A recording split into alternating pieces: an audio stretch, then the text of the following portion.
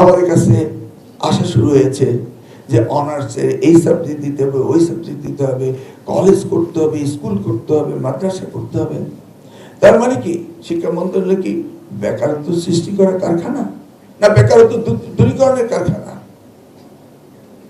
আমাদের বেসিক কোশ্চেনগুলো আমরা অ্যাড্রেস করতে হবে। আমরা তা করছি না। কিন্তু আমাদের বিশ্ববিদ্যালয় থেকে বেরিয়ে যত বেকার রয়েছে, এইভাবে যদি বিশ্ববিদ্যালয়গুলো শিক্ষা ক্ষেত্রে যদি ক্রমান্বয়ে বেকারত্ব বাড়াতেই থাকে, তাহলে এই দেশটা এই বেকারত্বের বোঝাকে নিয়ে আমরা কোথায় যাব? একবার ভেবে দেখুন। সেই জন্য আমাদের শিক্ষাকে মূলত কার্যকরী শিক্ষা ব্যবস্থা আসতে হবে। এর আগে আলোচনা হয়েছিল, আমি যখন প্রতিমন্ত্রীর দায়িত্বে ছিলাম, ক্লাস 1 থেকে ক্লাস 8 পর্যন্ত আমাদের প্রাইমারি স্কুলকে নিয়ে যাওয়া, সেই কাজটি এখনো হয়নি। 8 থেকে ইন্টারমিডিয়েট লেভেল পর্যন্ত হাই স্কুল গ্রাজুয়েশন, যেটা উন্নত বিশ্বে রয়েছে, 1 to 12 পর্যন্ত হাই স্কুল গ্রাজুয়েশন। আমরা তো একই পৃথিবীতে বাস করছি, রাষ্ট্র পৃথক হতে পারে, কিন্তু শিক্ষা তো হলো কমন কমোডিটি। এটা তো কোনো স্পেশাল বাংলাদেশের জন্য সেপারেট কমোডিটি হতে পারে না।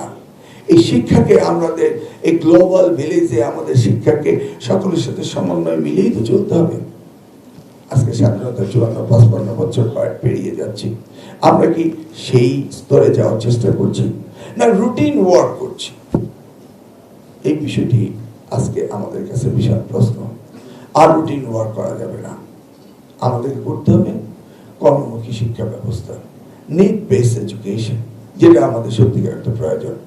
এখন আসা যাক প্রাথমিক স্তরে শিক্ষকদেরকে কিভাবে তৈরি করতে হবে। আমরা জানি কনসালটেন্টরা অনেক কথা বলে, এবং এই কনসালটেন্টরা কনসালটেন্সি দিচ্ছে, এবং প্রজেক্টের পর প্রজেক্ট আমরা করছি, কিন্তু অভাব নেই প্রজেক্টে। এই প্রজেক্ট শেষ হচ্ছে, ওই প্রজেক্ট আসছে, এই পিডি আসছে, ওই পিডি যাচ্ছে। আমি নিজেও 5 বছর এ গ্রেড ক্লিংকারের কনফিডেন্স সিমেন্ট, বাংলাদেশের হৃদয় জুড়ে মন্ত্রী ছিলাম, যদি এই মন্ত্রণালয় নাই, সবসময় বসে বসে চিন্তা করছি, ভাবছি প্রত্যেকের জীবনেই সমাজে কিছু না কিছু করার প্রয়োজনীয়তা রয়েছে। যেটা আমি ভেবেছিলাম বলেই আমি রাজনীতিতে এসেছিলাম, এবং আমার নাগরিকত্ব ছেড়ে দিয়ে আমি বাংলাদেশে থেকেছিলাম। কিন্তু বিগত 17টি বছর আমি গবেষণা করে দেখেছি আমাদের শিক্ষা খাতে কোনো উন্নয়ন হচ্ছে না।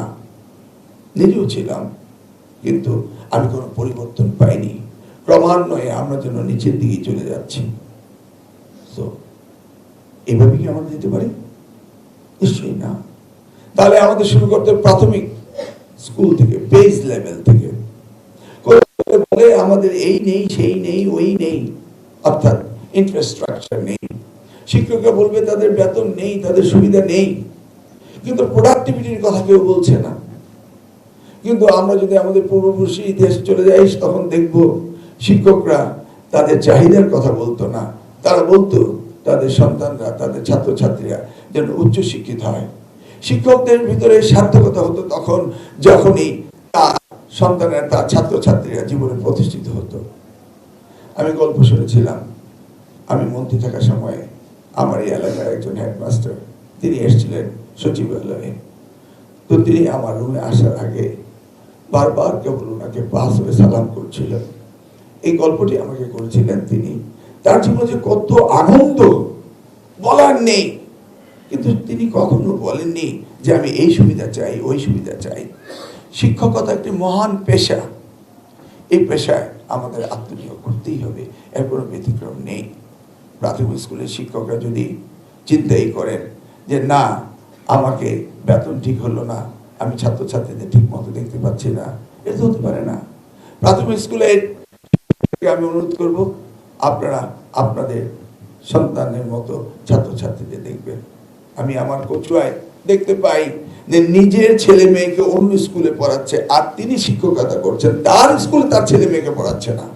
ক্যান ইউ সি ইট? উনি শিক্ষক, আর আমি তো দেখেছি আমার বাবা, আমার মা আমাকে লেখাপড়া করিয়েছে, হাউস টিচার আমাদের নিতে হয়নি। আমার বাবা মা ওনারা চাকরি করতেন অন্য ডিপার্টমেন্টে, সরকারি আমলা ছিলেন, তারা আমাদেরকে পড়াতেন। আর শিক্ষকরা তাদের সন্তানকে তাদের নিজ ইনস্টিটিউশনে না পড়িয়ে তারা অন্য জায়গায় পড়ান। আমি দেখেছি আমার কচুয়ার প্রাথমিক স্কুলের শিক্ষকরা কচুয়াতে প্রাথমিক শিক্ষকতা করেন, বাসা রাখেন কুমিল্লায়, ছেলে মেয়েদেরকে কুমিল্লায় পড়ান। Can you imagine?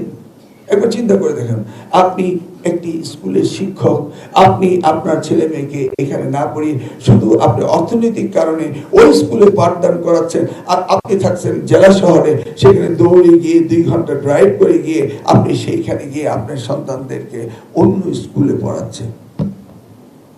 কি আমি কি মিথ্যে বলছি?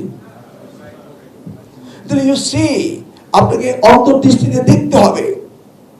আপনি যখন আপনার সন্তানকে আপনার স্কুলে পড়ান না, অন্য জায়গায় পড়ান, তার মানে আপনি কি সত্যিকারের শিক্ষক?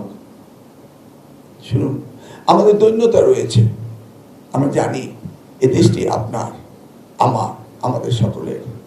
কিন্তু এই দেশের পরিবর্তন আনতে হলে তো আমাদের একটি জায়গায় কাজ করতে হবে, সেটি শিক্ষা।